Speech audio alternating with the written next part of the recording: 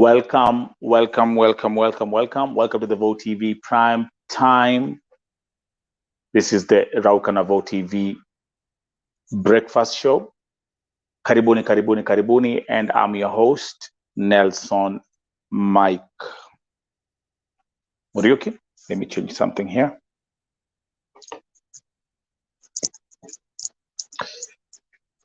It has to be like this. There you go. Perfect. So again, welcome to the Vo TV Primetime Show, and this time around is the Breakfast Show. This is the Rauka Navo TV Breakfast Show. I'm your host, Nelson Mike Muriuki, and wherever you're watching from, remember that this show is live streaming on all 5 platforms that I own, which includes the Vo TV YouTube channel, the Nelson Mike Podcast YouTube channel, the KNL Facebook page, my private Facebook page, and also on Twitter at Vo Television. Kwa hivyo kama uko hapa, again, just let me know, drop a comment wale ambao wanaingia. This is a special edition that I'm covering right now. Ni kesi moja ambayo inahuzunisha. And that's going to be my focus right now. The story of DAMARY OSITA. That's going to be my topic today. Let me welcome Kim, watching here on YouTube. Leangina. Shout out to Leangina, also watching on YouTube. Karibuni. Wherever you're watching it. Remember, my show is broadcasting concurrently on 5 different platforms. Kwa hivyo kama uko hapa Vo TV YouTube channel, kama uko hapa Nelson Mike, the Nelson Mike Podcast YouTube channel, kama uko kwa KNL Facebook page, kama uko hapa kwa my private page, and also kama uko pale Twitter at Vo Television, I welcome you all. And I want us to focus on another yet sad case. Wacha niseme hivi, na nitajaribu as much as possible kuongea lugha ya taifa through this whole entire broadcast. Hizi mambo za Saudia nimekuwa hapa kwa muda, and every single time when I think I've seen it all, something just pops up from nowhere. Kwa show ya jana, last night, tulikuwa maombi. And it's funny because every time I say we're going to have prayers, every time I say we're going to have 3 days of fasting, or we're going to start a fasting spree, some stuff is revealed. Kuna vitu huwa zinaanza kutokelezea from left and right. And what caught me last night is something I never expected. And I've never seen anything of this nature kwa hizi kesi zote za Saudi Arabia. Kwa wale ambao walikuwa wameweza kuona post zangu za Facebook, this is what I'm talking about.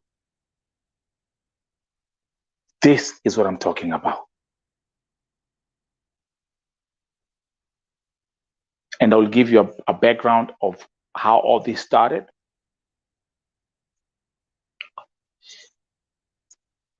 Wale ambao mnaingia hapa, tafadhali niambieni una watch ukiwa wapi? Una watch ukiwa wapi? Where are you watching from? Uko nchi gani?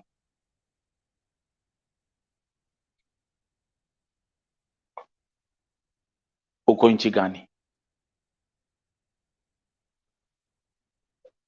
I gotta do a thing or two here.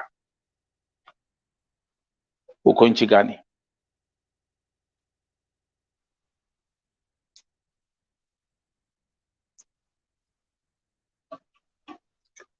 Karibuni. Welcome to the Rauka Navo TV Breakfast Show. Karibuni nyi wote. And can I give you 2 more minutes? Because there's someone that I'm waiting akuja ingia hapa as a guest. So let me give you time to just say hi. Niko na Kim watching from Bahrain. Leangina, wherever you are, thank you. Karibu, karibu, karibu, karibu. As we continue loading up. Najua ni mapema. So guys, get a cup of coffee. Get a cup of tea.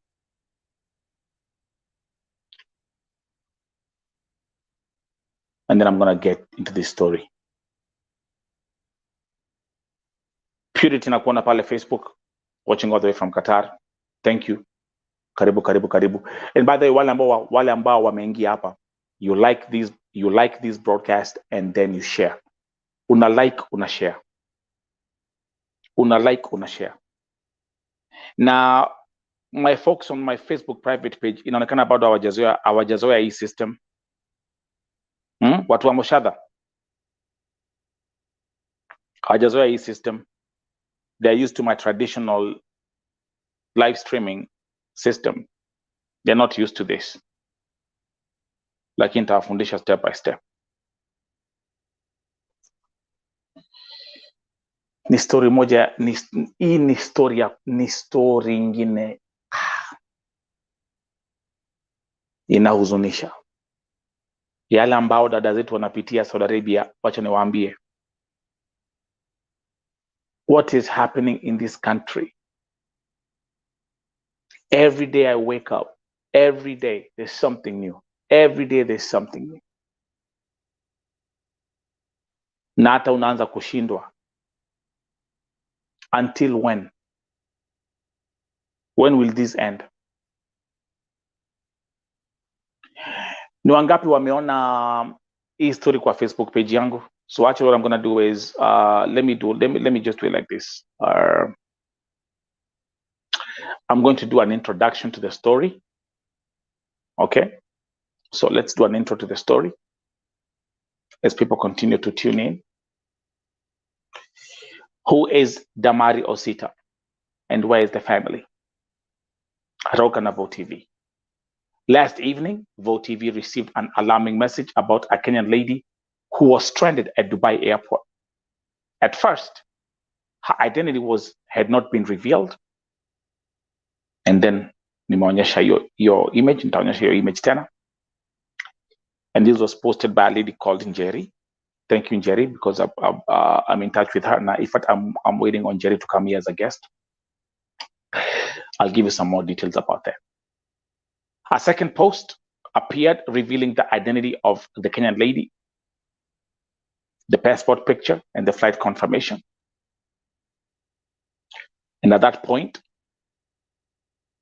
I found out that the name was DAMARY OSITA, born in 1983, and she comes from Vihiga County.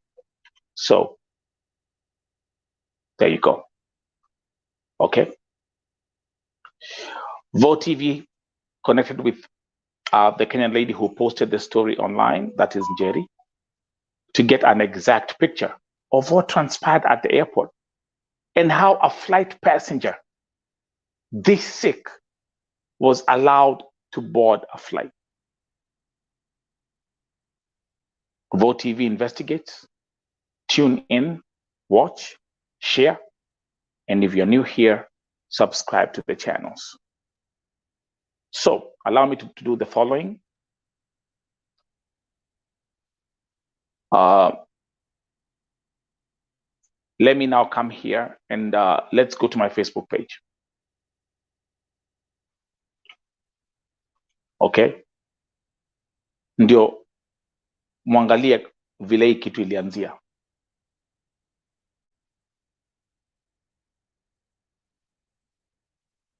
Okay.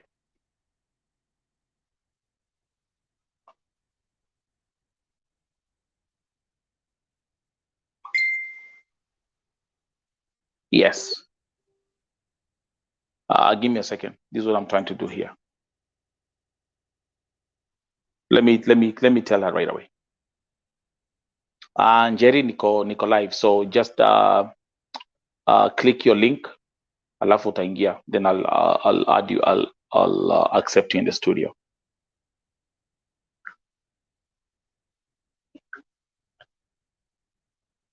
So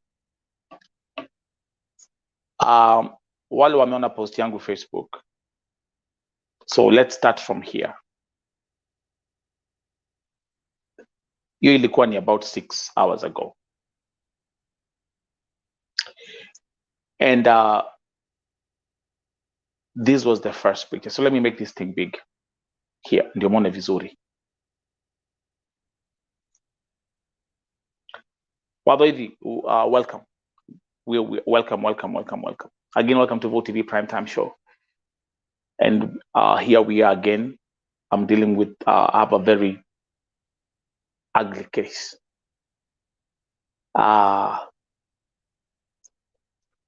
So I'm sure you guys were sleeping.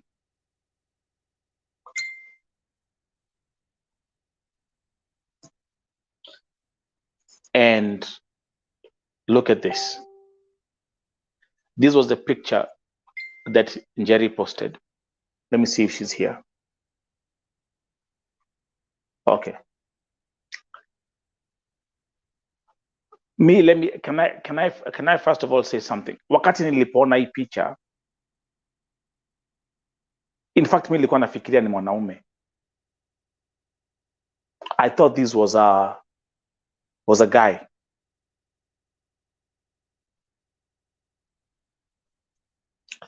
And that's why I did the graphic real fast and say, just received here at VOTV, tafadhali soma post. The post read, guys, kama unajua huyu mtu. So the post didn't even say ni msichana ama ni kijana. So me, I thought automatically, mi vile niliangalia hivi nilifikiria huyu ni mwanaume. Kama unajua huyu mtu, kindly call me on this number. The number is there. Ako Dubai airport, ametoka Saudia akiwa very sick. Hana documents za huku, so hawezi vuka hii side. But manzi ako sick, anahara na ako weak. So are you seeing this? So the moment I put this post, nilipoweka hii graphic, as you can see here from the reaction, people were confused.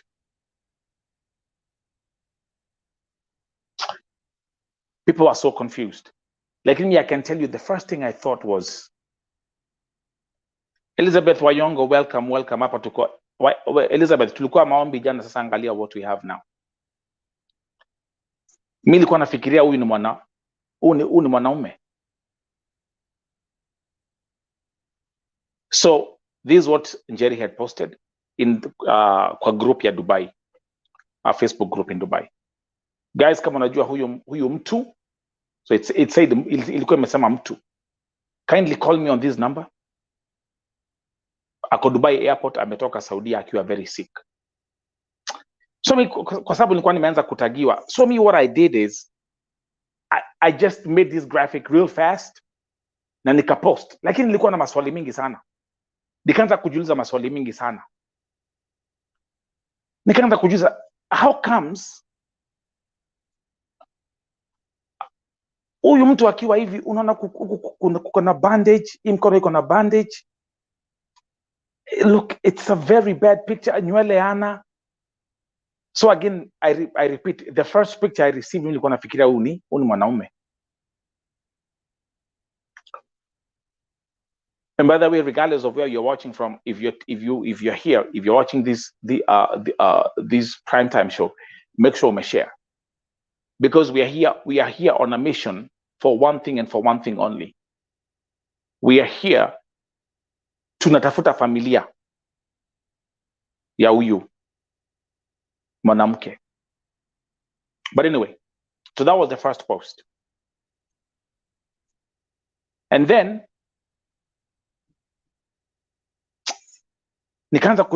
I'm still asking myself a gazillion questions, and then shortly thereafter, this popped up. So Njeri can make the second post. Meanwhile, I was having some people are texting me. I'm having inboxes. I'm getting phone calls. And now, nikaweza kupata now a clearer picture. Boarding pass yake, which shows Air Arabia. Hiyo copy ya passport hapo. And so I was able to see that the victim anaitwa DAMARY OSITA. Again, I repeat.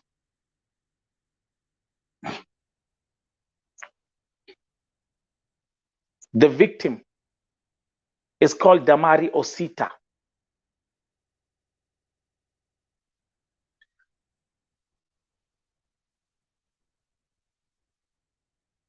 And now the second update ambao sasa Njeri aliweza kuweka ni kwamba, guys, I need your urgent help. Get me anyone who knows this lady. She has been taken to ICU in a very critical condition in Sharjah. Details I will update, but for now, please get me anyone who knows her or a family member. Please.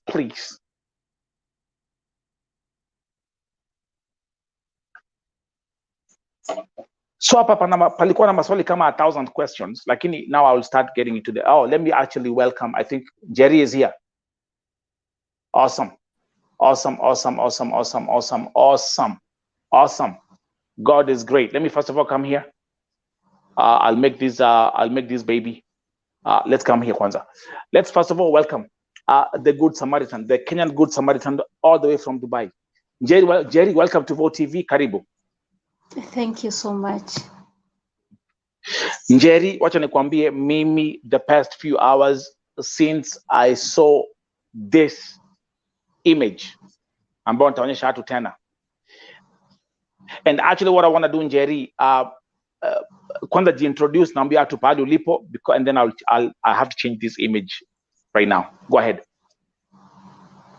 Hi guys, Tinangu, my name is Jerry. I work in Sharjah Airport kwenye huyu demo alifika, and really today I was traumatized, very traumatized, such that nakumbuka tu hiyo picture how she was because she was about, ushaiona mtu ako karibu kukufia kwa mikono yako. It was that serious. Goodness. For sure. Really, may God help her.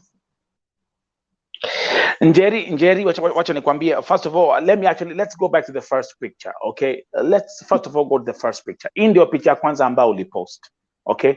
Tuangalie hii picha tukiwa pamoja. Again, guys, ambao if you're here, this is what I want you to do. There are two things, because remember, this broadcast is you see, people are still inboxing me here. I'm actually getting more people inboxing me all the way from different countries. But let's have a look at this picture kwanza. Tuanzie hapa Njeri. Wakati ulipost hii picha, mimi watu walianza kunitag. Let me tell you what I thought. Nilifikiria this kwa sababu ulikuwa umeandika huyu mtu. So me, I thought this was mimi nilikuwa nafikiria huyu ni mwanaume. So Njeri, can you walk the viewers, what's going on here?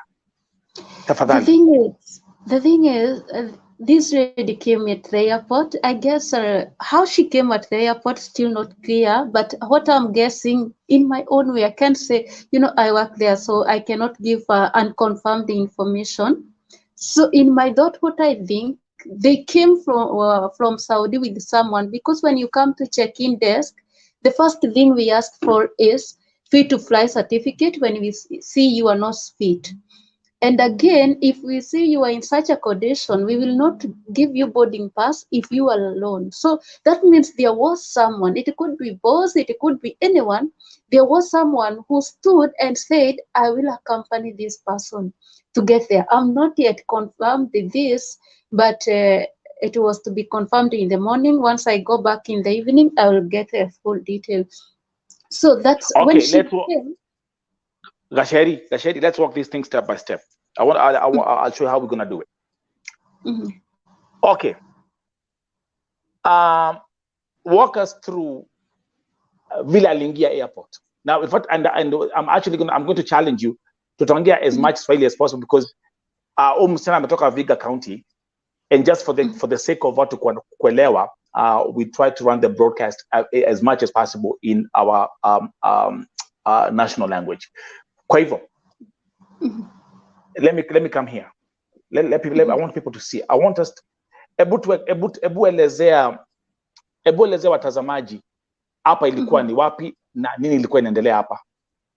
So hapo ni venye alifika airport, alianza kuscream because ya pain, na hiyo time ya kuscream she messed herself up, like she peed on herself, akakuwa ako very messy. So what airport did, huyu dem alialert security kakam, lakini venye security ilikam, and because the airport is full of so many people, they had to look for somewhere to put the lady. So walimweka kwa hotel. This is a hotel, okay? Walimweka in a very big bed. So this right here hapa ni kwa hoteli. Hotel. Alikuwa kwa kitanda in the beginning, lakini juu ya pain anajigeusha mpaka anaabuka kwa floor. So venye aliabuka kwa floor, venye ameabuka kwa floor, and then you can imagine amejimes, and then once you load it in the floor where you are making it everywhere, like unajipaka everywhere. So the cleaner had to go. Jerry, actually for the viewers ndio waweze kuelewa, when Jerry talks about kujimes, anamaanisha kwamba watu wengine respectively kwa lugha ya taifa, alikuwa amejikojolea na pia alikuwa amejiendea choo. Just put it like that. Yes. So I want for all the viewers, for you to have an idea what was happening here. So every time Jerry says kujimes, that's what she means. Yeah. Okay, endelea Jerry. So Apple, na wao cleaner venye waliingia sasa wakaona easy go, they had to remove the clothes and throw them away and wash this lady. But because she is kind of in pain, she would not even allow them to catch her. So she's more energetic than them. So ilibidi wamuoshe akiwa kwa floor. So hapa alikuwa anaoshwa akiwa kwa floor. These were the pictures. Who you took that picture? Yeah, I took the picture, and I didn't took the full. I just took that side because it was so pathetic. And it was so painful to see this, by the way. Hata kuipiga, it was too painful. And then kwa sababu nilipoona hapo nilijua there was a reason you did not take the full picture. It's because you are trying as much as possible kuficha hata uchi wake pia. Yeah, exactly. Yeah, okay. Endelea Jerry. So from there, everything was cleansed, but na yeye breath yake ikaisha. Akakuwa sasa amekuwa ile mgonjwa wa kabisa sasa kuliko vyenye aliingia hapo. And so what happened?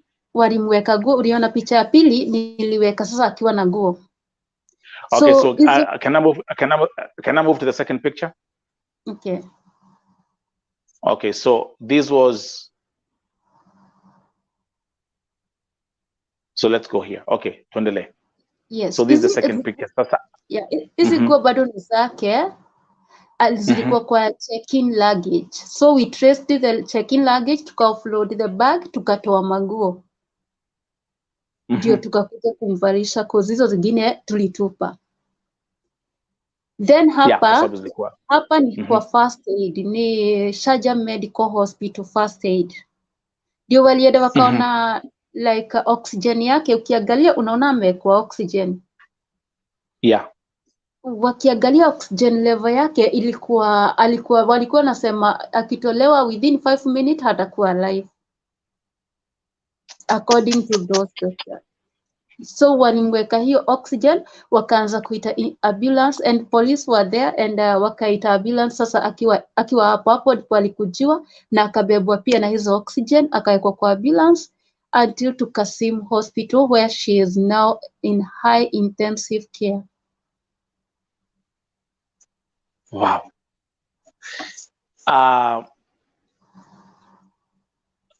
Njeri, Ebu Tupati, again, let's identify the names of the victim.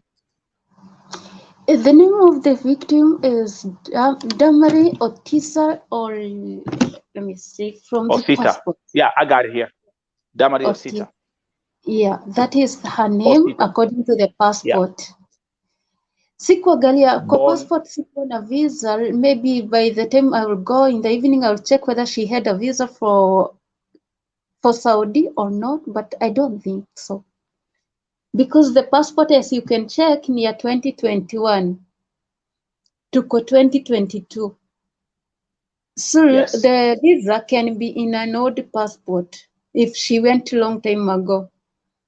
But that one I cannot confirm. Once I go in the evening, I will check it out and I will give you the information if she had visa for, and only then we can know the boss. Otherwise, because for instance, let's say alikuja na boss and they had a different ticket. If they had different ticket, we can check from PNL and know this one only came alone because only the passenger we will be able to check out. If they book the same ticket, they will only have the same PNR. And if they have same PNR, then we can trace the boss and we can get hold of the boss, okay? Alternatively, if they didn't book same PNR, we can only now work with the embassy of Saudi, Kenyan embassy of Saudi, to tell us if this passport had visa. If has visa, then check who is the owner of this visa to get who was the boss to this lady. Let's try to break this thing in our using our own knowledge, and also as we proceed. Njeri, let's come back here. I want to go back to the picture. Nikiangalia hii picha ya Damari, number one, the first thing okay, nywele, did they have to cut her hair ama nywele ilikuwa hivi ndivyo aliingia airport akiwa anakaa hivi? Alikuja hivyo, akiwa hivyo. Okay, now can you please describe, kwa sababu I'm seeing a lot of red flags kwa nikiangalia ngozi yake, ukiangalia huku, there are stains all over. Tell us your impression. What's going on here? That's what the first impression that came, when she came to the airport, and now we had to take, whenever they come to the airport, we take their passport and their boarding pass so that we can connect them to the other flight. And as you can see in this boarding pass, it is clearly written, this passenger need fit to fly certificate, okay?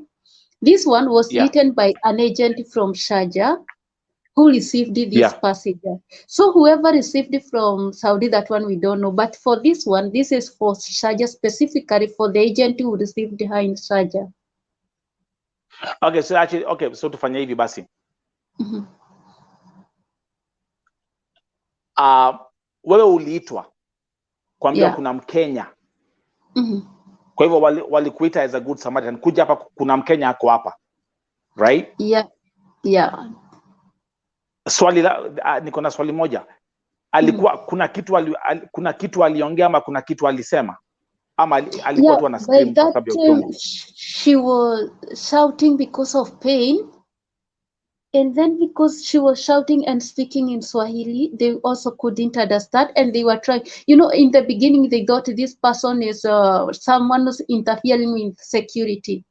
So wakiitana, in the first place walikuwa wanataka kukam for security reasons, lakini wanadhani ni mtu wako majinuna, like is someone who is crazy or something. That's what they thought, because such cases happen. So they only wanted someone to calm her down, because when they called me, they told me there is one Kenyan upstairs. I was in the counter by then. So they called me and they told me, kindly leave the counter and come upstairs. There is one passenger who needs you to calm her down. Question. Kuna kitu alisema ambacho kilikupatia any clue. For example, alisema nimekuja na mtu fulani, nimetupwa hapa na mtu fulani. Kuna kitu aliweza kusema kama hiyo? By the time I was getting to her, alikuwa ashachoka na energy imeisha. And that's why, because when they called police, that police and it's very kind police, and really I have never met, because when they called that police as a security reason, he told them this is not a police case, it's a medical case. And breaking news right here. Wait a minute, breaking news right here on Vote TV. Kuna message imeingia ya kwamba nimepata information on WhatsApp group ya Waluya in UAE. We are trying to locate her family in Vihiga County. Thank you very much.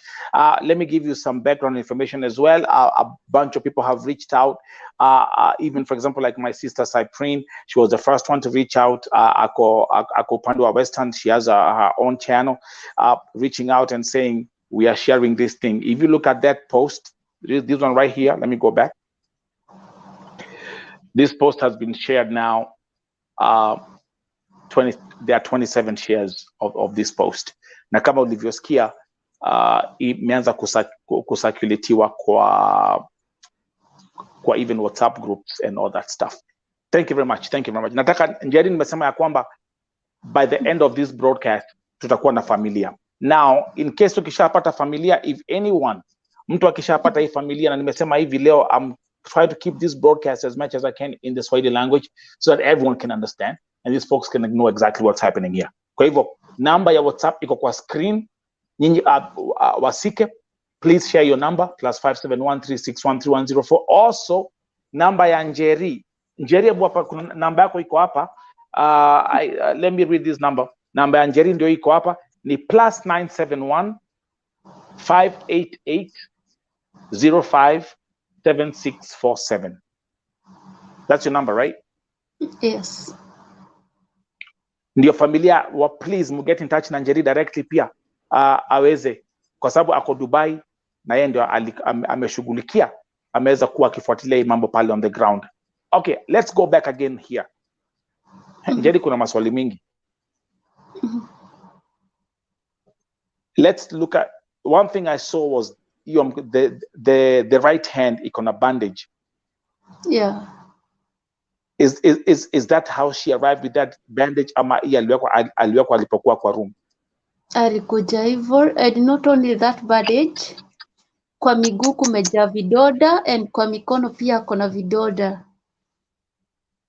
Is a kind of, to me, she looked kind of a tormented person, because even one thing, you know, our daktari, I don't want to talk this one in Swahili, aliniita akaniambia, huyu wewe ni Mkenya? Aliniuliza kwa English, wewe ni Mkenya? Nataka kuambia huyu hata mimi, hata tukimtoa hii oxygen sahi atapass. Guy.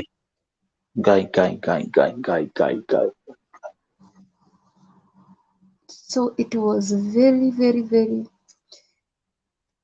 it wasn't easy.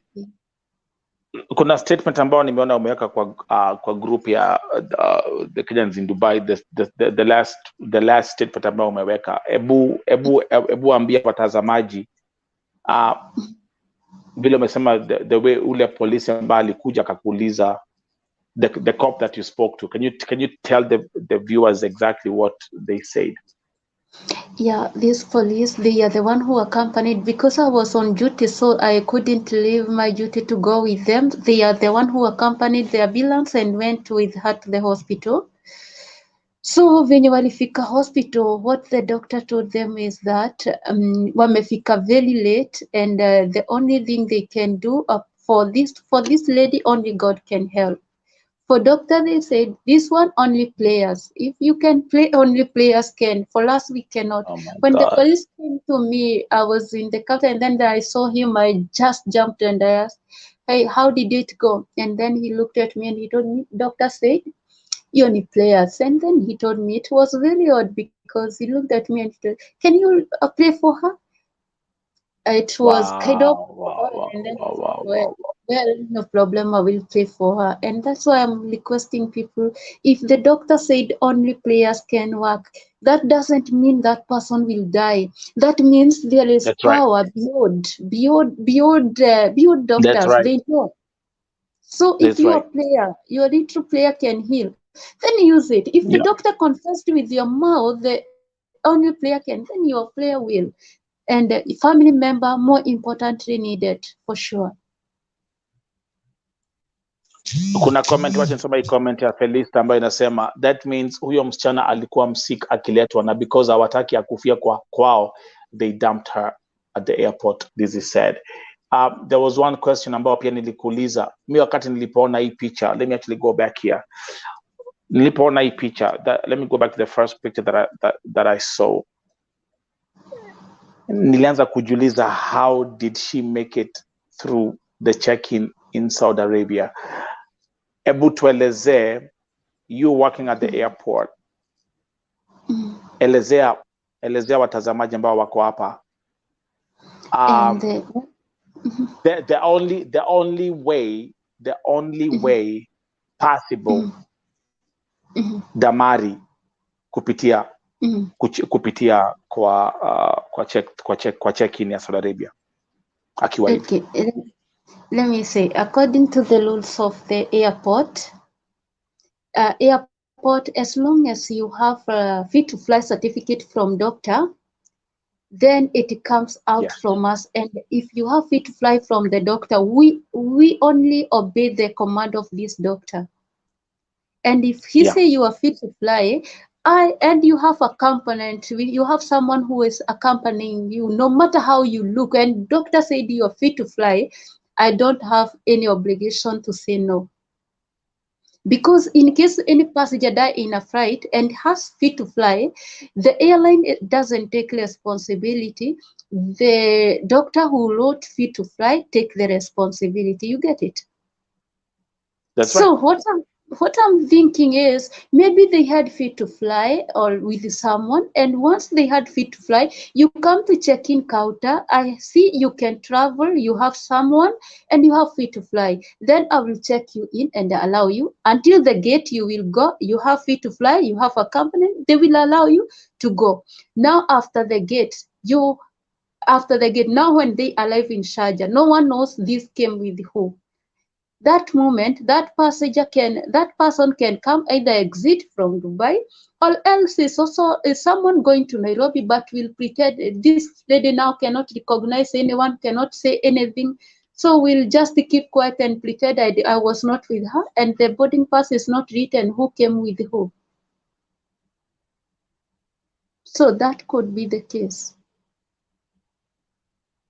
There's another red flag for me in the thinking, the way I'm thinking. The flight from Saudi to Dubai. How many hours are those? 2 hours. 2 hours. Let's start working this thing step by step. Jared, I'm telling you, I've solved crimes, I've solved rape cases, I've solved murders here.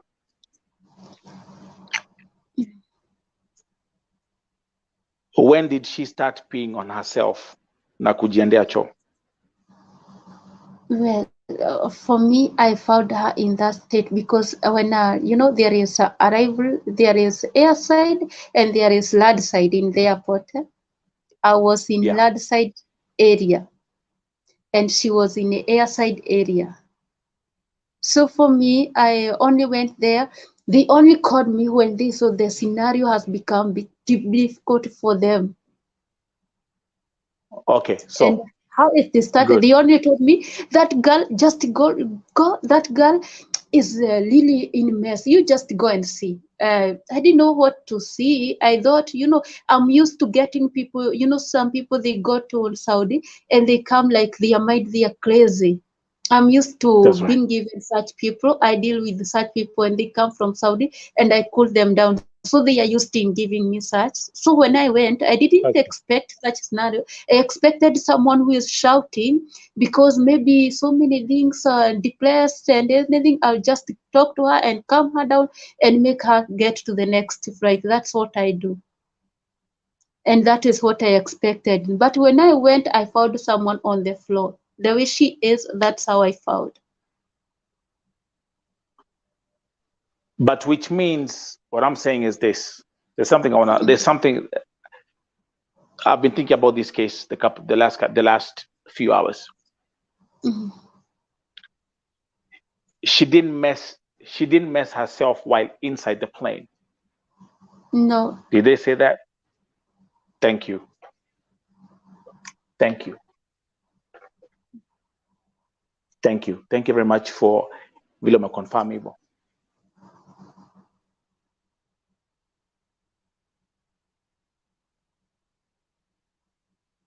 It was when she came back.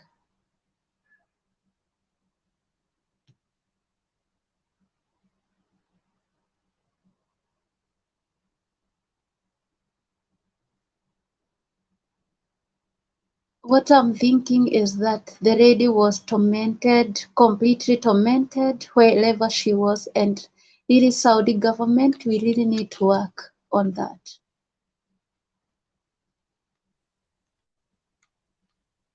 My phone is simu yangu inalia. There are so many calls. I'm getting phone calls. Okay. So you get my point? And the viewers, kwa sababu the viewers are here, na tuko hapa tunaenda step by step. Hakujikojolea akiwa kwa ndege na hakujiendea choo akiwa kwa ndege. Ili happen alipofika pale kwa airport. Ulipompata hivyo, hapo ndipo alikuwa. Now, this is what I think on top of everything. Na tafadhali ningetaka ukianza kuongea kwa sababu makarao watakuita na watakupatia more updates.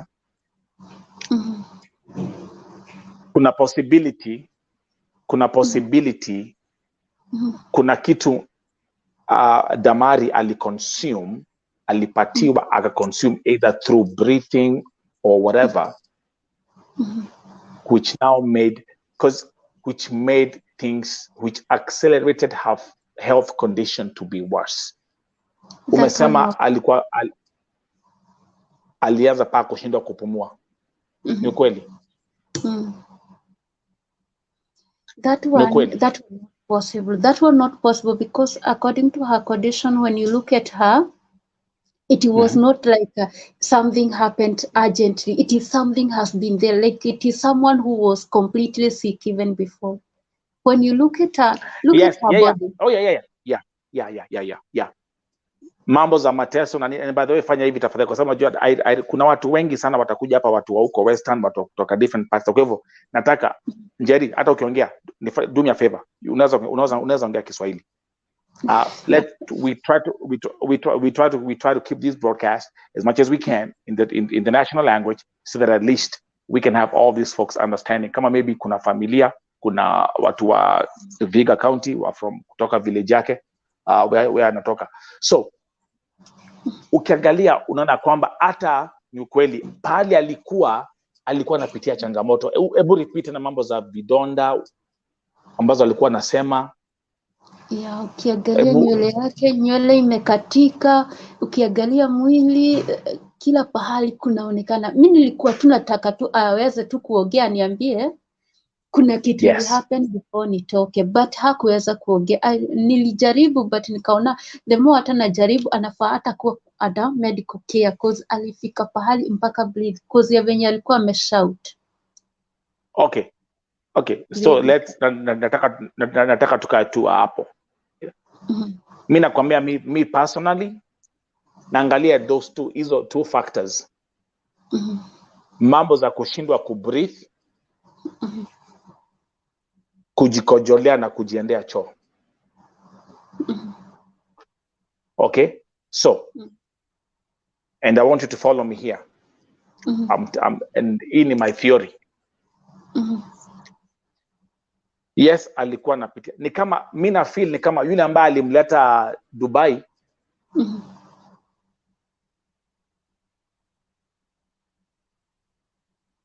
Alikuja kumdump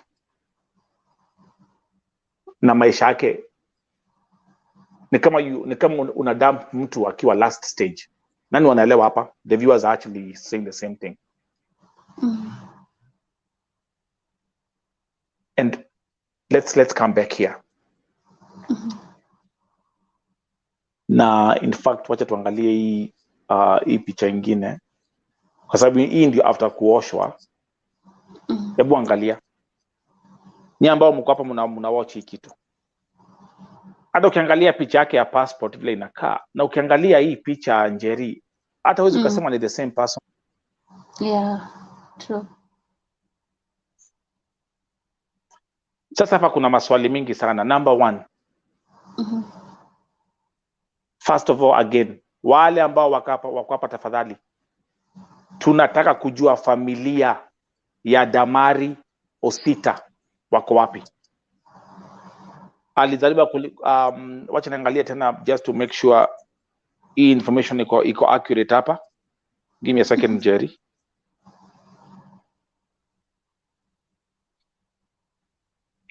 Nipatie 1 second. Okay.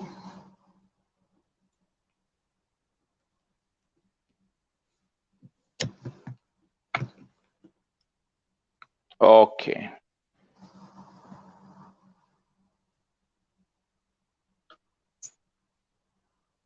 Alizaliwa the 25th of September 1983. Even if a passport inasema. Yeah. Passport yake sasa hapa ndipo nataka tuangalie passport yake iliprocessiwa on the 24th of June last year.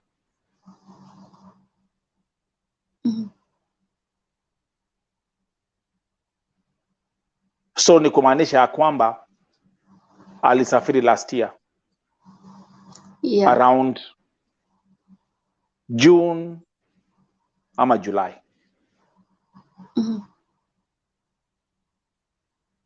Next question. Tuko hapa tukitafuta familia yake, lakini pia niko na maswali na tuna maswali. Ni agent gani, ni ofisi gani ilipeleka Damary Osita Saudi Arabia? Tunahitaji kujua. True. Ni agent mgani alipeleka Damary Osita Saudia? Kwa sababu ukiangalia vile anakaa kwa passport, picha yake again, ukimwangalia hapa, and these are two different people. Njeri, is there any explanation vile nywele yake inakaa? Hii ni kama alikuwa inang'oka ama alikuwa anakatwa na mtu? Hebu tueleze. Nywele inakaa, yani tumi alikuwa anakaa tu mtu wako tormented kabisa, kwa sababu ukiangalia hata nywele si ati imekatika ya kunyolewa. Unapata kwingine iko ni kubwa kiasi, kwingine ni refu kiasi, kwingine hakuna kabisa, kama hata kama ni kung'olewa. I don't know, labda kuna disease inaweza toa hivyo, labda kuna ugonjwa inaweza fanya nywele ikuwe hivyo, I'm not sure, but ilikuwa inakaa si mtu alikuwa wela, si mtu alikuwa pahali pazuri, yani mtu alikuwa pahali pabaya kabisa. Njeri, yeah, endelea. And I believe huyu ni mwenye tu ameweza kupatikana. Kuna wengi wanateseka kuliko hata yeye. Oh my goodness. Njeri, kuna kitu kingine pia ninaona hapa. Ifati sasa naangalia hii picha vizuri. Hizi ni vidonda zimejaa kwa kichwa. Zimekauka, hizo ni zimepona. Ukiangalia hizo zinakaa kulikuwa nazo lakini zimepona.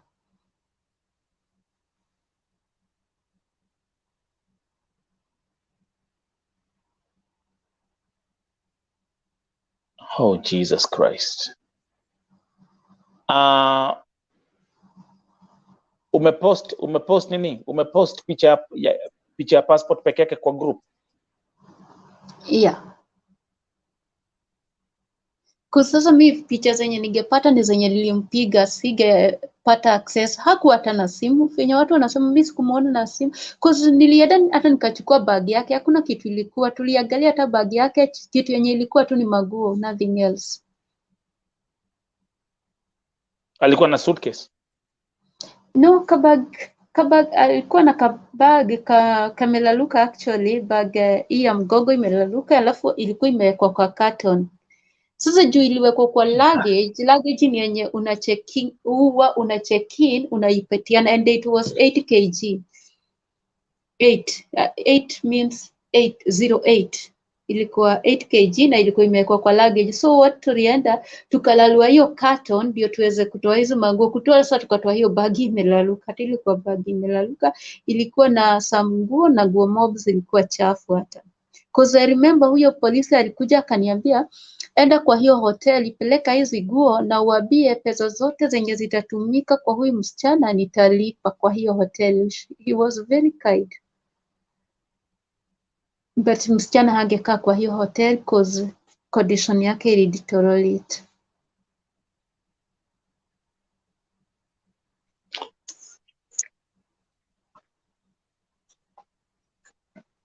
Wale ambao waka hapa tafadhali,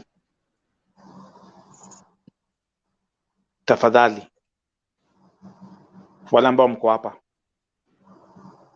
nimesema by the time hii broadcast isha tutakuwa na familia yake Damary OSITA.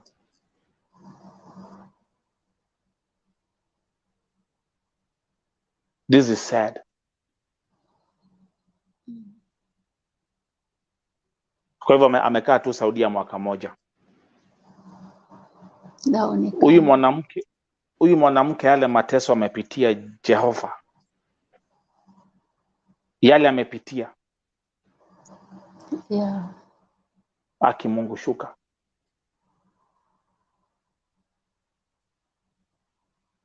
And Njeri, as we are here, tuko na the new Cabinet Secretary of Ministry of Foreign Affairs, Dr. Alfred Mutua.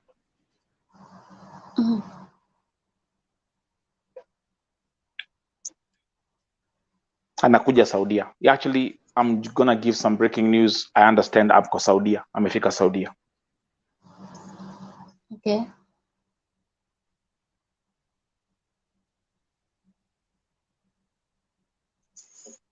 Njeri, ni yapi ungetaka kusema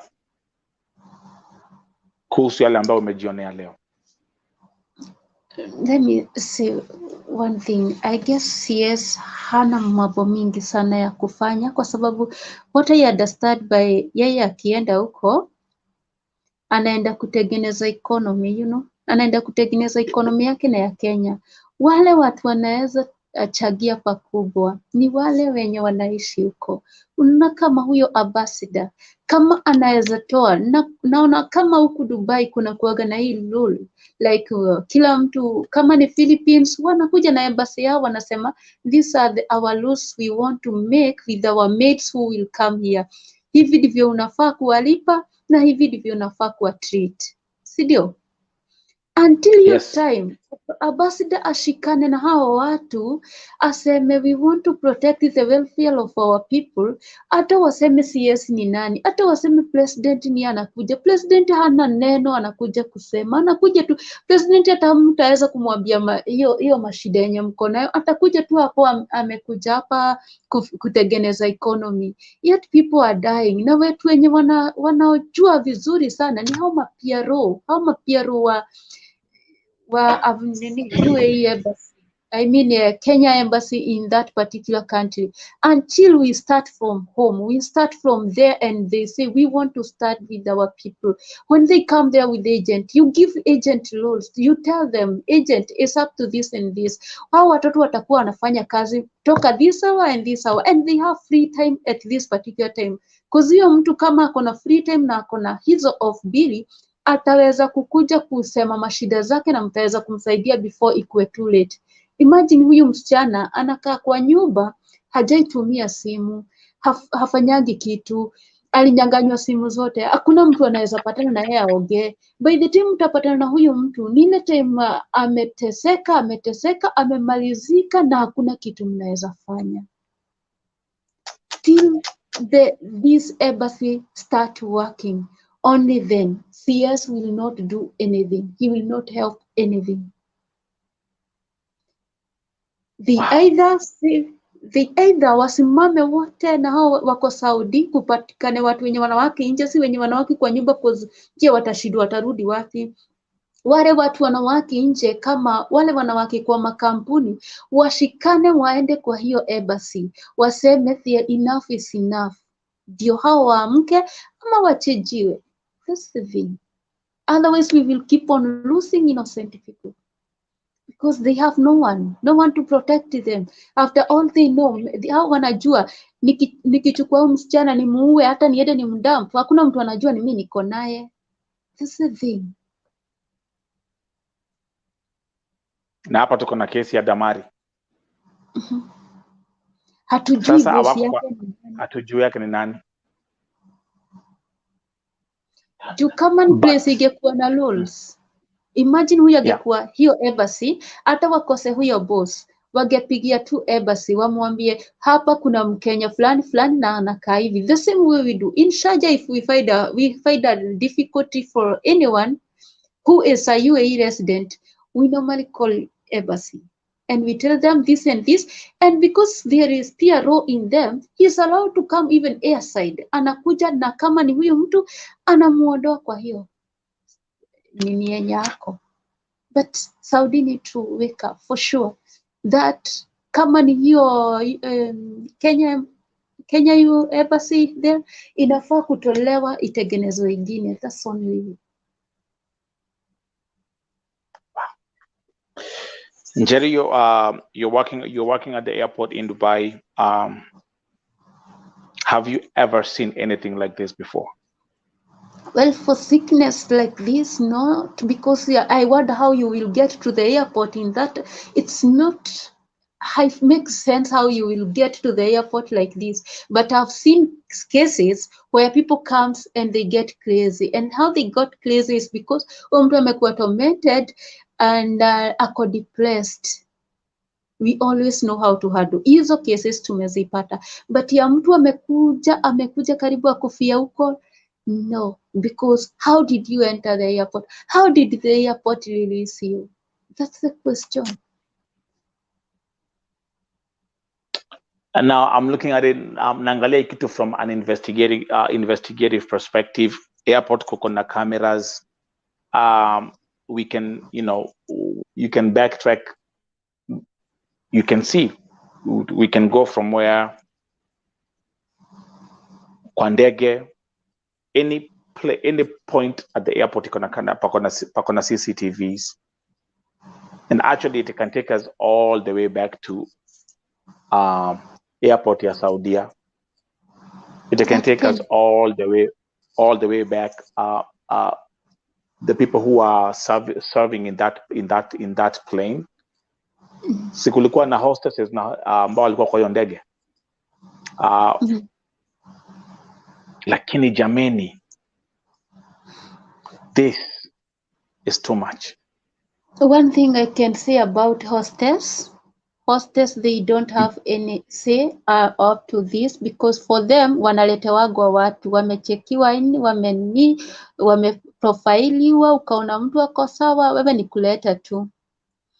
Na hiyo kitu ya kuangalia what happened from Saudi airport can only happen if our Kenya embassy is powerful, which is dead. Let me say, the Kenya embassy in Saudi is completely dead. It cannot have, even people there, you will not see. If here in Dubai we can start, we don't fear anything, we can stop and say we demand to know this, but there, who will start there and say we want to know? Everyone is afraid of everything. No one. If that your Kenya embassy in Saudi is powerful, can happen. But if asleep, it cannot, because they have to command the airport to do the investigation, and they have to go with their, if they command and they go with their lights, definitely the airport have no option than to tell them exactly what happened. And if the doctor did, if there was any fit to fly certificate, then the doctor who wrote has to be accountable for this. Jesus. Let me put this image right here. And I'm gonna keep on saying this again. Wakati nilipoona hii picha Njeri, nilikuwa nafikiria huyu ni mwanaume.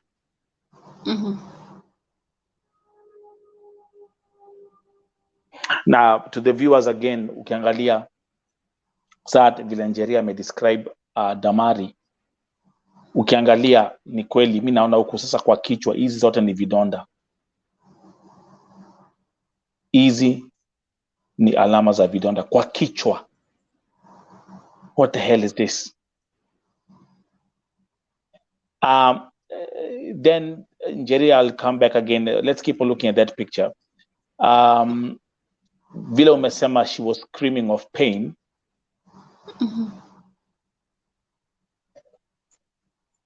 She was not screaming of pain akiwa kwa ndege.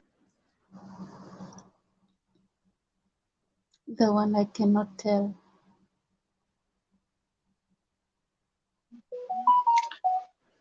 And that's why I'm saying, usually there's something we call, they use, it's something that's very, very famous. They call them, they use a substance, it's a chemical substance called a foreign agent substance.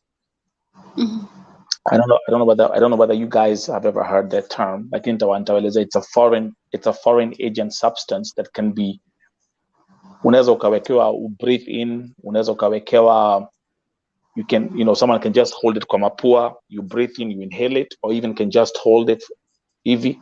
Soon as you inhale it, ikiingia kwa system, ikiingia kwa mwili yako, inaanza it just starts draining you. Because the fact ya kwamba alianza kujiendea choo. Alianza kujikojolea, alianza kujiendea choo. And when I'm talking kujiendea choo, I'm talking about number 2.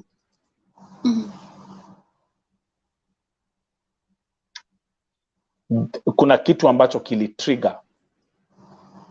Na alikuwa na uchungu mwingi Njeri, hata hakuwa anaweza kuongea. She could not even speak. And then the oxygen levels went low.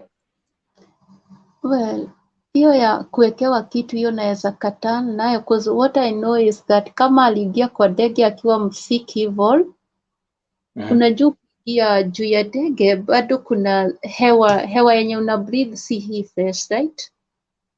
Ndio maana tunatakaga fit to fly, kwa sababu huko juu tena utapata hewa zingine zenye kama wewe nini zako white blood cells zako haziwezi pigana nazo, utakuwa more weak.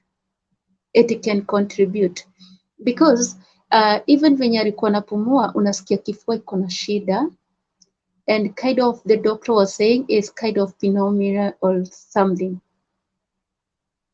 Na ukimwangalia ni mtu, si huyu mtu ukimwekea kitu, kama ni kumwekea kitu kalas amekufa, hana hizo za kufight hiyo. Hizo vitu zinawekewa kama mimi uko tu sawa, alafu then unawekewa tu hizo utapigana. Otherwise ungewekea mtu kama huyu atafast. Okay, I see where you're coming from. Oh, Jesus Christ. Again, guys, ladies and gentlemen, welcome to Vote TV Primetime Show. It is the Raukana Vote TV Breakfast Show. I'm your host, Nelson Mike Medamuriuki. My guest, Njeri, a Kenyan who's working at the airport in Dubai, and the one who brought this case to the attention of the public, of a lady by the name now identified as Damary OSITA. Ningetaka, by the way, wale ambao wanawatch hii kitu, if you're here, make sure you like this broadcast, make sure you share, and make sure that you subscribe to the channels if you're new. Mtu ametoka Kenya last year. Mtu amefanya kazi Saudia. Mtu amekuja akadampiwa Dubai airport.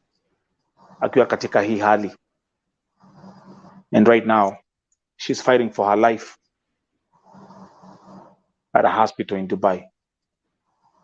Ebu sema hiyo jina, ebu ambia watazamaji jina ya hospitali tena, Njeri. Yeah, the hospital is called Al Qasim Hospital. It is in Sharjah. Okay, UAE iko divided into different like counties. Kuna Dubai, Sharjah. Sasa kwenye alipelekwa ni Sharjah, inaitwa Qasim, ako in high intensive care.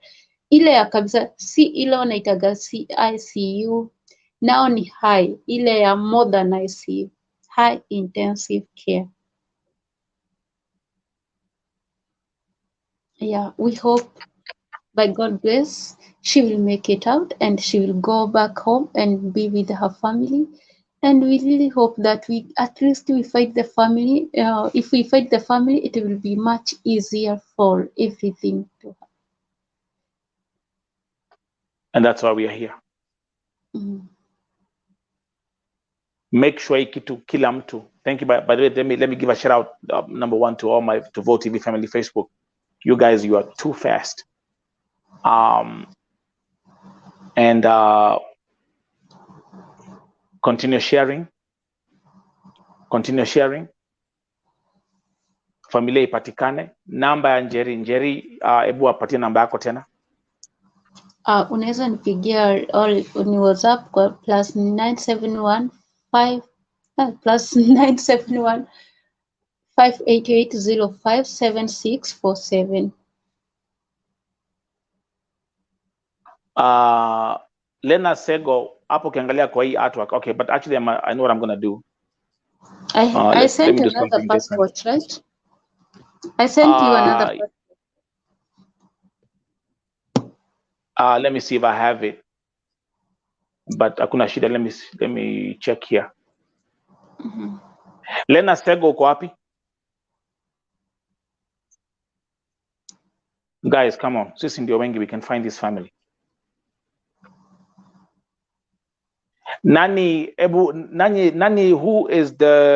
are the government representatives of Vihiga County?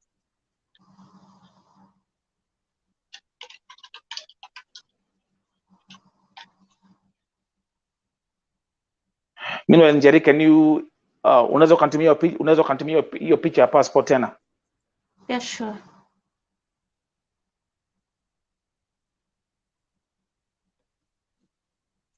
Okay. To me, and then I'll bring it up. No problem. Okay. Nani, who are the government reps of Vihiga County? That is MCA, governor, MP. Mko wapi? Wako wapi? Hata hao kila mahali watagiwe. Damary OSITA.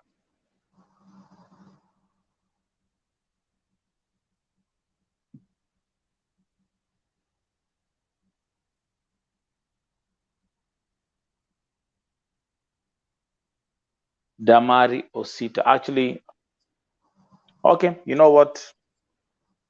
I'm faster.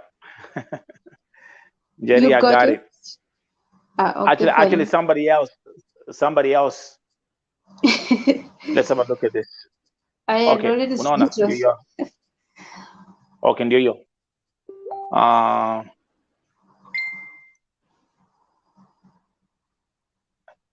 Oh, and the family name is Omwayi.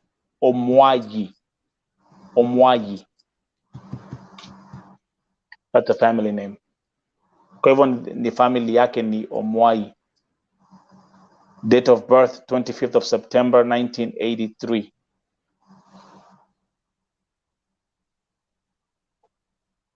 Omwayi.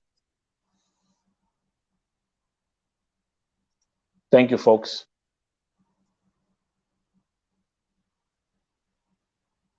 Thank you.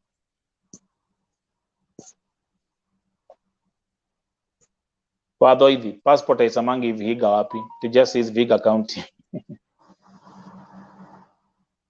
It just says Vihiga, Kenya.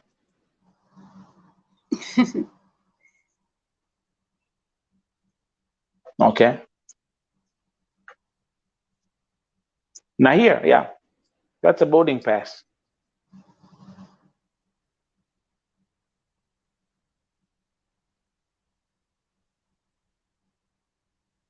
Oh yeah, yeah. Let me make this one here. Unaona hii mkono? Yeah, huku unaona hizi ni vidonda.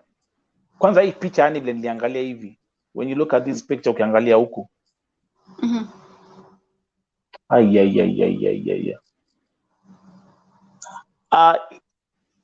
Njeri, hii picha hii ilikuwa ni wapi? Ni kwa hapo ni pale alikuwa, acha nikutumie kwa your Facebook ingine. Hapo ni alikuwa anapewa nini, first aid, tulikuwa Shaja hospital.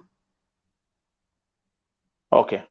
Hapo ni pahali sasa alichukuliwa akaenda kuwekwa kwa oxygen ndio ambulance ikuje. Okay, I got it. Yeah. Sababu hapa ni kwa wheelchair. Lakini I can see huku. Kwa wheelchair. Yeah. Oh my goodness. It was such a... But what to do? What to say?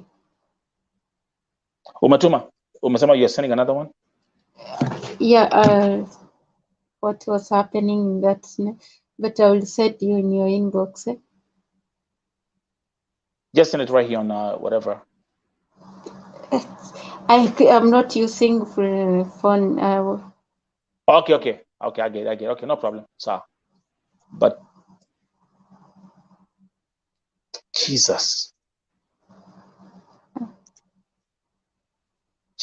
Christ. Wale ambao wanawatch hii broadcast ya leo, kuna swali nimeuliza, who are the government representatives of Vihiga County? No, okay, nimeshindwa kuituma. I will send you later. Yeah, it's fine. Hebu tuambiwe nani Mkenya Spain Agape, my Kenyan sister in Spain is here. Welcome.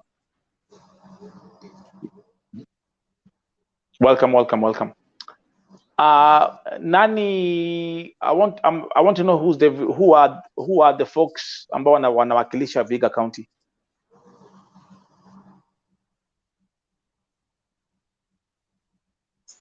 Felista, wazazi watalia mpaka lini? Wacha niseme,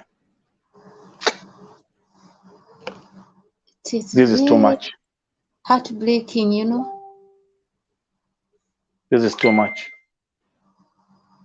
This is too much, man. I'm still.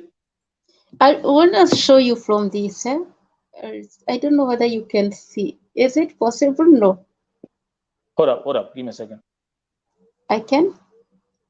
Hold up. Let me see. Okay. This one. Okay. I'll show you. You see that lady is putting her those things, right? Yeah. Yeah, that's what was happening there. That is when she was being, that was a nurse in there trying to fix her those machine. As they were saying, her oxygen level is deteriorating, and anytime which we can lose her if we don't.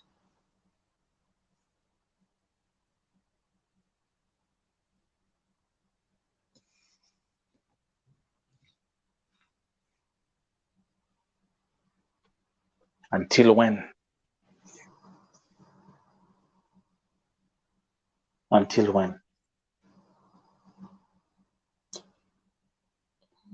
This is too much. To see. This is too much. But if we can be able to get family, I will really appreciate, because we will be able to fix a lot of things in the evening if we can only get family members. Yeah, family members. Tafadhali, those who are here. Now, again, I repeat, if you are watching this broadcast, make sure you like this broadcast. It doesn't matter how you're watching it. Come on, watch up on YouTube. If you're watching it on Facebook, if you're watching it on Twitter, just like it and share. Tuone kama hii familia itapatikana. That's all we want for now. True. That's all we want for now.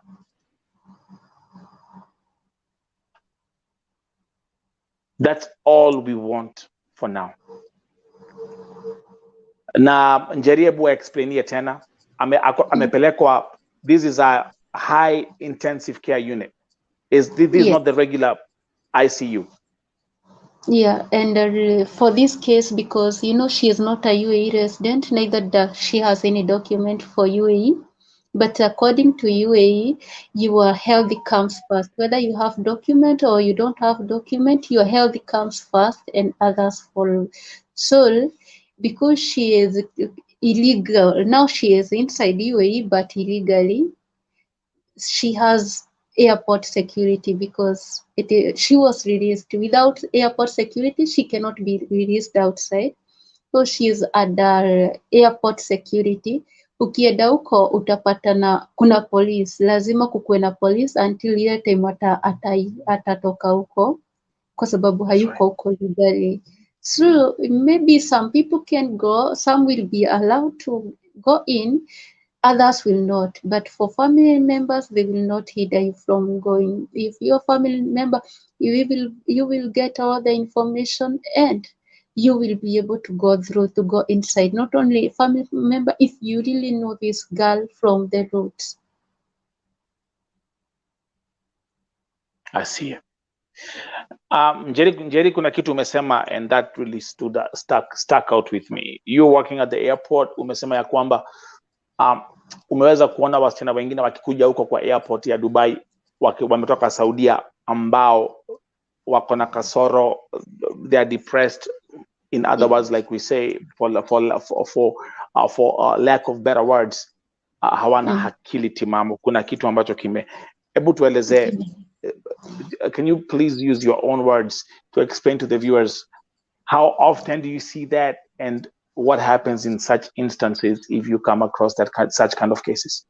We see that daily, and if I was to be asked, I would say going to Saudi, you should only go when wewe ndio unaenda kujisimamia kila kitu, na wewe unajua pale, kama venye watu wanakujaga alistiviza mtu akijua mimi nimejipeleka, sijapelekwa na agent. Hii mambo ya agent, no matter how they try to protect themselves saying they can handle, they cannot handle those cases. We have them daily. Every time, every day, we must have someone coming with a particular issue. It has never gotten to this, but every time we find depressed people who comes, like zinatokezea tu ukifika airport. And how we handle them, we just try, we go speak in our own language to them. We try maybe to make them cool down and get back to the next flight going to Nairobi. But it always happened from Saudi. It always happened from Saudi. If you are going to Saudi, wait a minute. Jerry, wait a minute.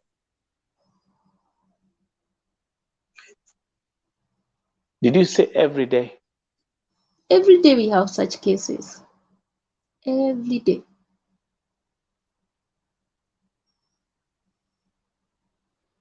And they're coming from Saudi. Very blind people, very innocent people. They go there and their life gets. I can't count the times I've gone to make people get cooled down upstairs. When like they come now, I don't know, when they get another exposure to another country, now those things they raise up. And really, it is very painful to see people. I would say wacha tu nini baniwe, wacha tu agents wabaniwe kupeleka. Money doesn't come before life. Life comes first, because if you are sending people there for them to lose life, what is the importance of let people, if they have to go, acha watu wasome, waende shule, wamalize, wakuje na pesa zao, wajipeleke huko. Ama kama ni kuenda, si lazima uende Saudi ukafanya kazi ya maid. Saudi kuna hotels, Saudi kuna airport, Saudi kuna everything apart from houses. Buna unapelekwa house na hutalipa kitu, hutalipa passport, hutalipa ticket, hutalipa visa, but utalipa na maisha yako. Why? it's better ujitolee tu, ulipe hizo pesa, ulipe hizo vitu zote, lakini maisha yako ibaki tu intact. Because really, if I was to say, I would say let agent be banned. Let agent be banned. If people have to go, let Saudi introduce tourist visa, let people go on their own, and if they're willing to stay, they stay. If they are willing to come back, because when you are like, you take yourself somewhere, unaendaga na college ukijua, I've brought myself here, I know what I want and I know my rights. But these people, they go with agent. First of all, hawanaga rights zao, ni venye utaambiwa uende uobe, ukikataa kuobe watakuua. So huyu mtu before atoke Kenya anakuaga na uoga such that anaenda tu, hao watu wakilearn how cowards you are, now wanakutorment. And remember, you are still a human. As much as you are a bot there, according to them, you are a human. So what will happen if you don't die in their hearts, or ukwe kichwa gumu wakuue? Utagojeka depression. Depression inakujia na nini? Inakujia kwa sababu umevumilia hizo vitu zote wanakufanyia, and they are affecting you inwards. The moment you get time to get out, then your mind is no longer working well. So I would say, acha mtu kama anaenda Saudi ama anaenda anywhere else, wacha huyo mtu ajipeleke, atafute pesa, ajipeleke, ajisimamie, aende na amebeba courage yake, anajua what am I going to do, not with agent, because agent akikupeleka, even lights you don't have them.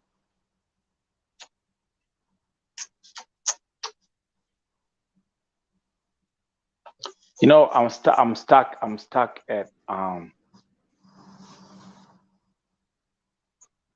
every day.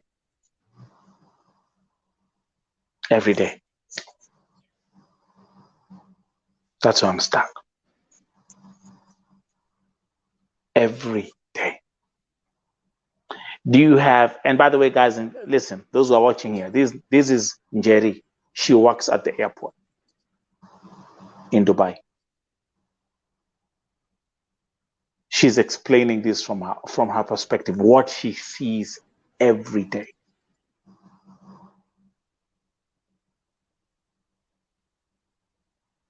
Agents mko wapi? Kujeni hapa sahi.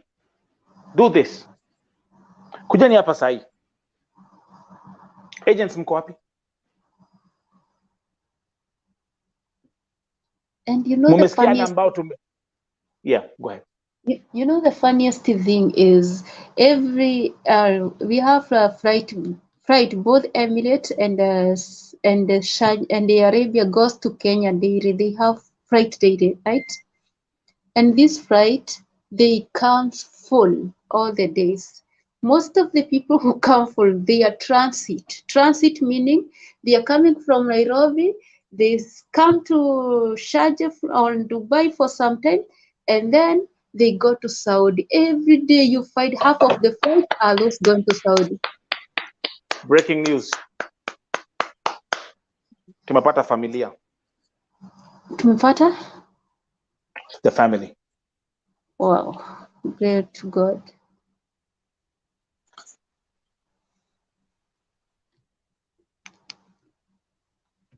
Hold on, give me a second. Okay, fine. Wajua nakuanga na cases mingi. Give me a second. Nice.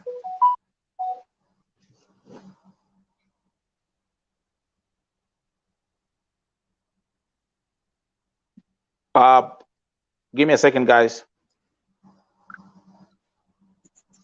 Paul and Jerry. I forget, like sometimes I have like thousands of cases, so just give me a second. It's fine, take care.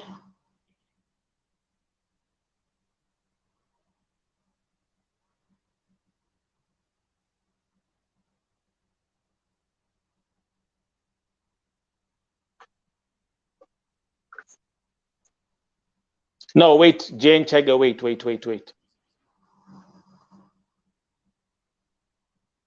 Oh, Peter Twerimu anasema nimepena namba za watu wao. Let me see what's happening. Jerry, are you seeing that? Let me pin these comments. Nimepena namba za watu wao. atutumie.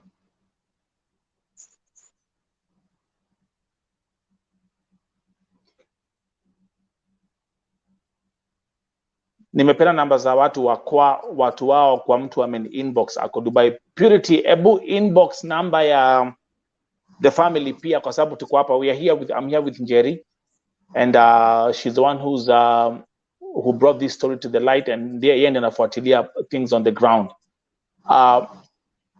So Purity Wairimu, tafadhali do this. You can send the number to the WhatsApp number ya Voi iko hapo. Okay, these are different. Oh yeah, It's a different story. I have the number. I have the brother's number. Okay, thank you.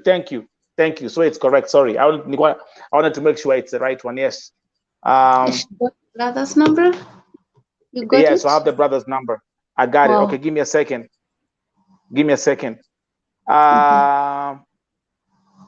Guys, can we work together? Can we do some teamwork? Tufanye teamwork. Njeri, nilikwambia nini? By the time we tumaliza hii broadcast, we'll get the family. You see how God works? Yeah, for sure. Glory to God. Amen. Thank you very much. I've been given, I hereby approve, I can hereby confirm that I've received the phone number of Bradake DAMARY OSITA. And what I'm going to do is I'm going to do this. Give me a second.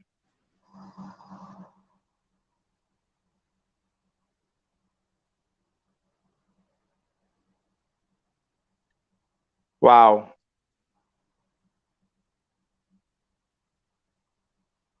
Thank you, God.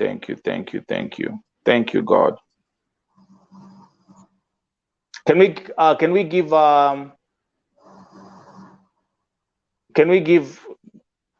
we scream to God for this breakthrough, Kwanzaa?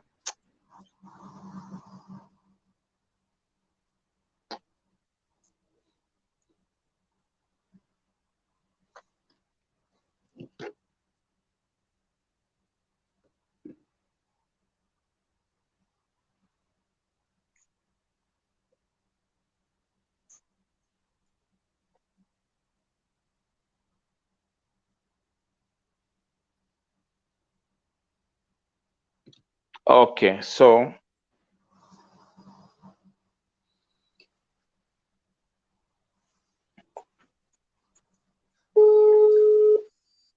let's make the phone call.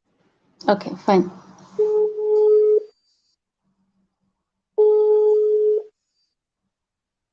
But I can see him. I see his face. Okay.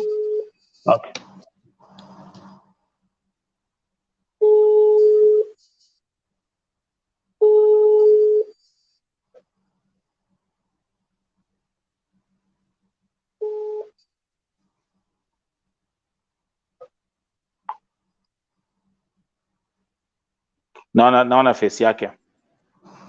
You're calling on WhatsApp? Yeah.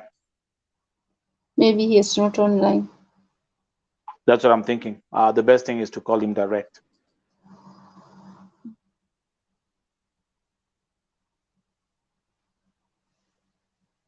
Let's see.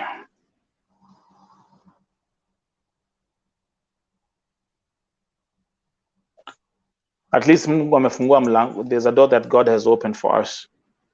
True. God is faithful and will even heal her.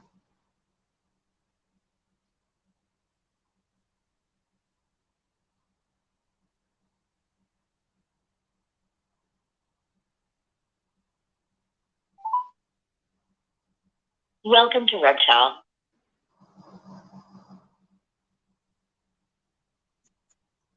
Please enter the international number.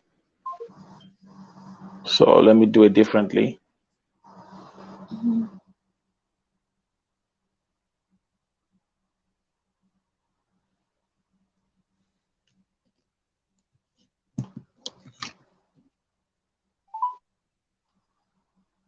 Welcome to Red Child.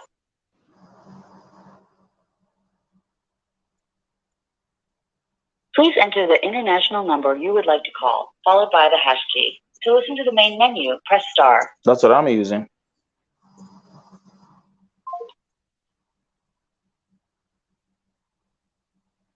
So let's do this. Now, okay. Let me welcome Riziki Wasike.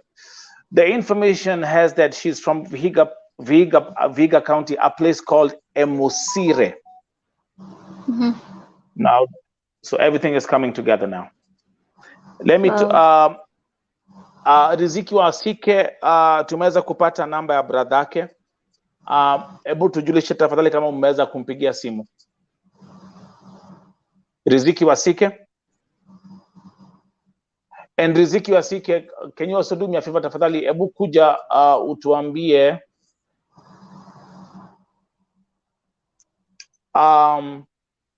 unaweza join show ya leo. You can give us some more information. So Njeri, everything is coming together now. Yeah, so kwa group wametuma namba ya bradhake pia. Okay, thank you. Okay.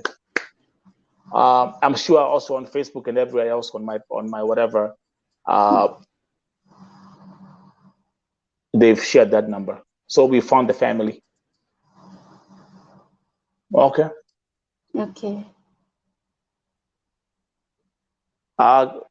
Can we plan on a strategy to put what's the game plan now moving forward? So the next thing that we need. Yeah, go ahead. Okay, we just now we can talk to the brother and know like alikuwa ametoka huko akiwa msick or something or else. Yes, all those things all those things have to come to have to come to light.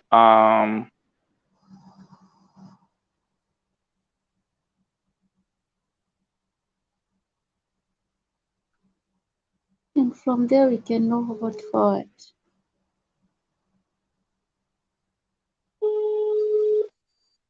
So, breaking news right here on Vote TV Primetime Show. We've been able to locate the brother, and now it's crystal clear ya kwamba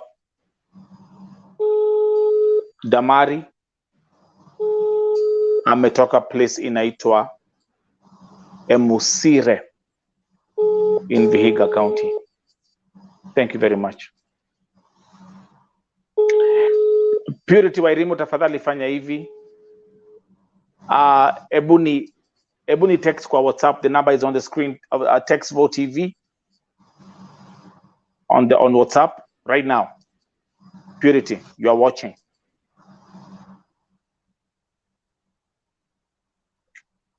Text me right there on Vote TV WhatsApp +1 571 361 3104. So breaking news right here. Tumepata familia. I can see the brother. This is the brother here. Let me actually. That's the brother. Oh, actually, I don't do the kienyeji way. Let me show you guys the brother. Hold up, give me a second. I'll do this the professional way. This is Vote TV.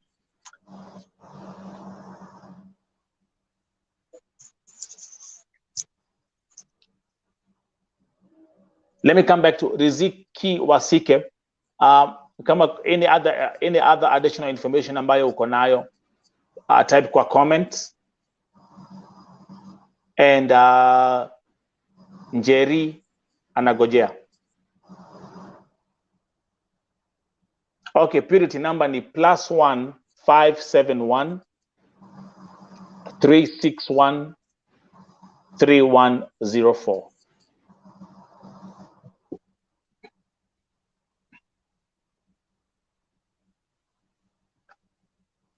So no, it's fine. It's fine. It's fine. Maybe the brother could be kind of in shock. It's okay. We can try to call it. Sorry. You can hear me? I don't know what is happening with my phone. I heard something else. Okay, let me. What I wanna do is I wanna improvise. Okay. Let me do this. I wanna improvise. The fastest way for us to do this, I will be like Let me come here, boom.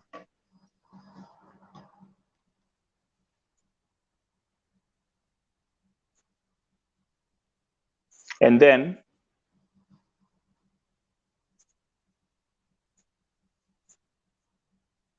I'll come here.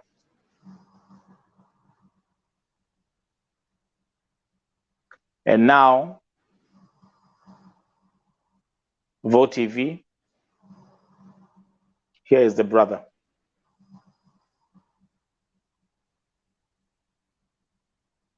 So that's the brother. Jerry, unamwona? No. I don't know what is wrong with my phone. It hanged. We can hear you and we can hear you and we can see you clearly. Okay, can you see the brother? That's the brother. Okay. Yeah. So I'm sure there are people, kuna watu ambao wanampigia simu right now. That's why. So, but the information is out. The brother to our sister.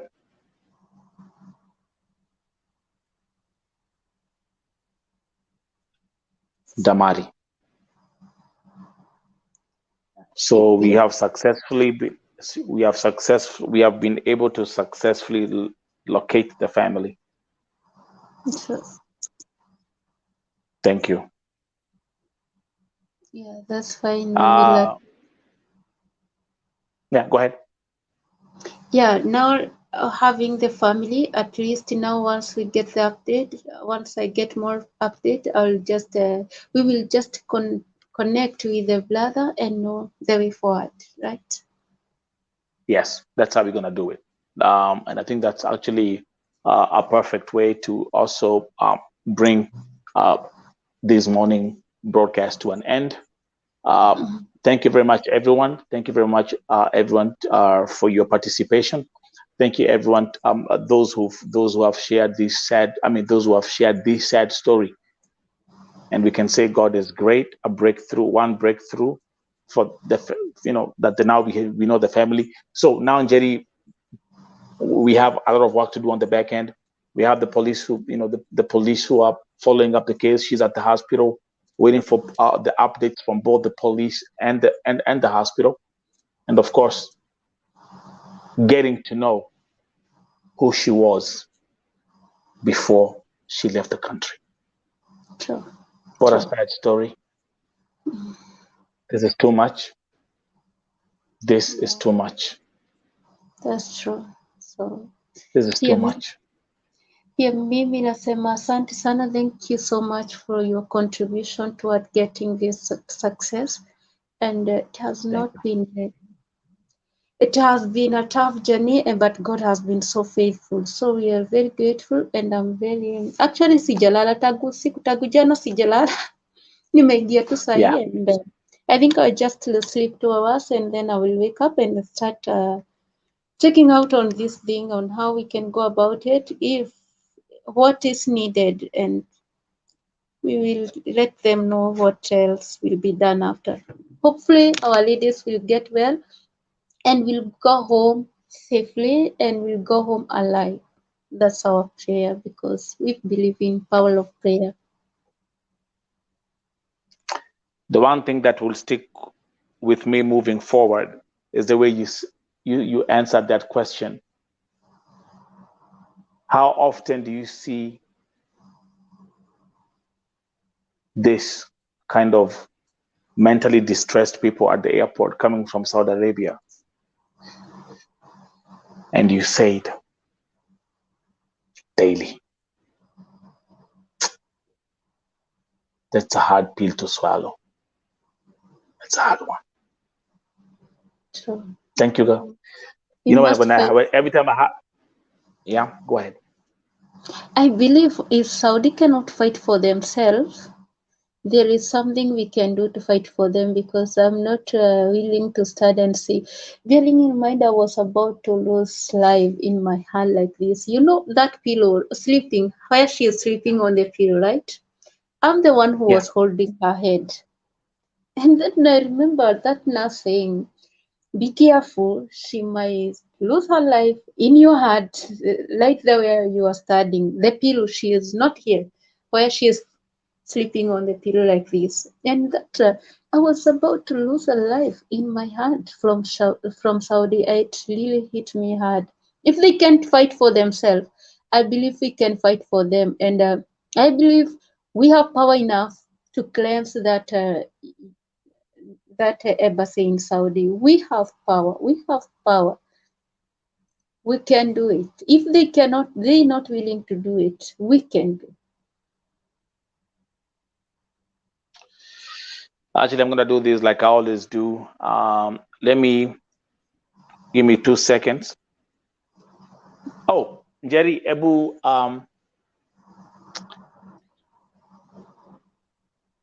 talk to your sisters in Saudi Arabia right now.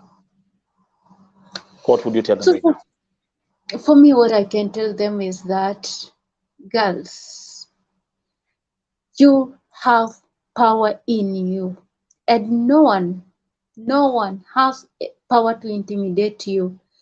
Always, when you get, for those already there, when you get your salary, keep your money ticket with you. In case of anything, don't wait until they torment you enough that you get out of the house. No. And another thing I will tell you, you are not poor. Don't think because you're going there you are so poor. No, no one was born poor. You can make it wherever you are, and you can start by your legs. You don't need this agent to take you for you to be beaten inside the house. You are human. That person doesn't have power. I will tell you one thing. Those people, they don't have even hawana masomo. Hiyo sitaki kuongea na Kiingereza cause niko kwao. Hawana hata masomo. Uko na masomo kuliko. The only thing you can do, get courage in you. Get courage in you and know who you are and what you have. Na hakuna mtu atakuchezea. Kama ni kazi, hakuna mtu anafaa kukuforce.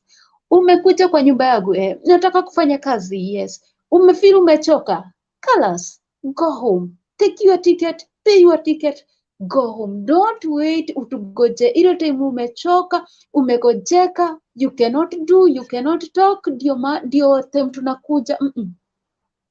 Go to that embassy. Lakini enda ukiwa na pesa zako in such a way that if embassy is not willing to help, you can help yourself and go. We would like to see a broke person coming back home alive than to see a rich person sending money with the jeneza. That's one thing we don't want to see. It's better you come back broke without anything but alive. Wow. I have nothing to add. Nyinyi mshalala mshaamka, wale wamelala. It's time for me to take a rest. It's been a long day.